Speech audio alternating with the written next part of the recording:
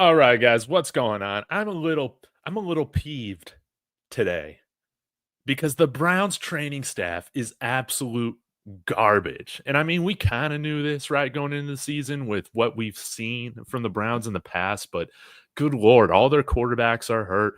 And Shedeur self-reported having that sore arm like a couple weeks ago, and now sadly we see him with another injury alongside like all their other quarterbacks at different points throughout this training camp. Now held out of team period in the joint practice against the Eagles because of his oblique. So this is man, this sucks. This sucks.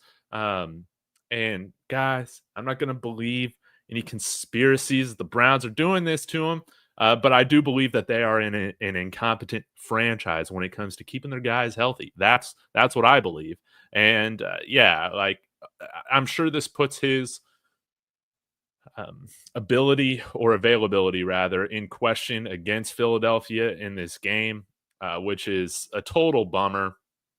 But you can see here, thanks to Mike Garafolo, Jalen Hurts, Shedeur, Meaton over there talking, and then you can see Jalen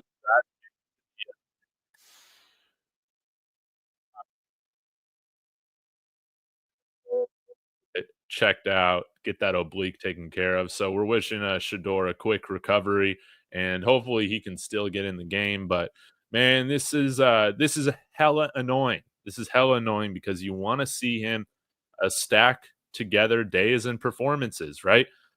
This would have been fantastic to see him go out in team period and really light it up. And I mean, it's not like really anybody else for the Browns did that, man. Like you see Joe Flacco go 6 of 13 in the practice.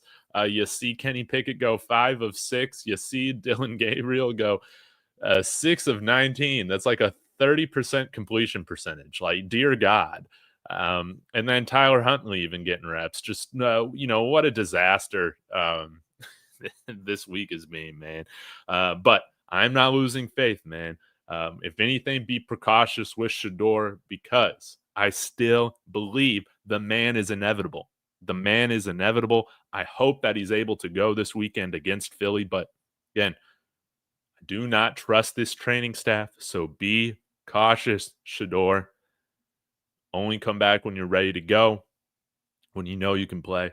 But again, I'm really hoping and praying that he can play because I think, again, if he comes out and makes those eye popping throws like on 3rd and 15 standing in the pocket, it's only going to continue to, you know, to raise the hype train for his eventual starting position on the Cleveland Browns at some point this season. Now, man, uh, man, again, some of this is not surprising to see. Man, Dillon Gabriel 6 of 19, 2 touchdowns at least. That's great, but I would imagine that Dillon Gabriel is going to get the majority of the snaps against Philly, and we'll see how he looks. But yeah, overall, man, this is a bummer because. Yeah, I want to see him go out and play well against Philly in the joint practices. That's really important.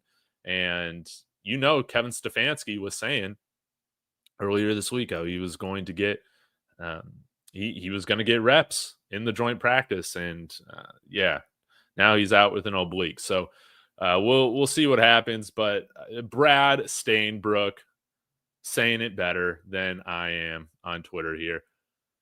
Browns quarterback Shedeur Sanders suffered an oblique injury early in practice this morning and was held out of all team drills. No word on the severity, and then you see everybody's mad about it, man. But Matthew, this is what I meant to pull up right here.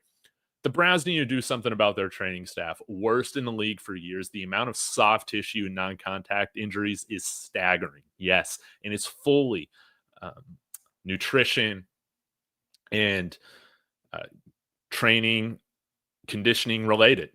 It is.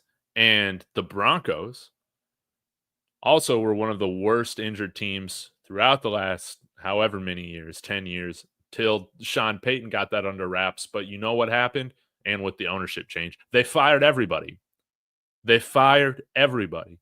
And they had the least amount of injuries in the NFL the past 2 years because he got ownership investing in strength and conditioning and nutrition at a level they've never done before.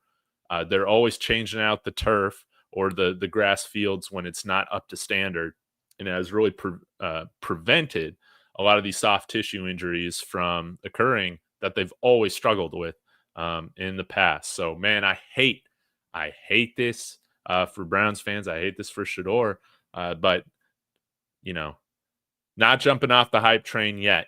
Hopefully he can go, but we'll monitor it, man. We'll see here. I'm gonna keep this as like a really short stream, but I just wanted to make you guys aware of this if you hadn't seen this yet. You guys probably have P. Holland, what's going on? Let Dillon Gabriel play since they say he's better. Next man up. Yeah, let's see what he can do. At the very least, we're going to have an idea of what both Dillon Gabriel and Shedeur Sanders look like against an NFL competition. We already got film from Shedeur against the Panthers last week. Let's see what Dillon can do. Again, man, this is what happens when you're going up against the freaking Philadelphia Eagles, man, and you can't see over the line, man. That's all I'll say. So, man, I'm going to cut this one short. I'm not going to go on for too long at all, but yeah, this is a bummer. Hopefully Shedeur can still go, but we'll monitor it, guys. Y'all have a wonderful day. I'm going to be back to talk about Caden Salter and this quarterback competition. Seems like it's shaken out in a very interesting way, and I think a good way for everybody involved. So I'll be back on to talk about that later. Y'all have a wonderful afternoon. What's up, Lady C? Go subscribe to Lady C and Sco Buffs.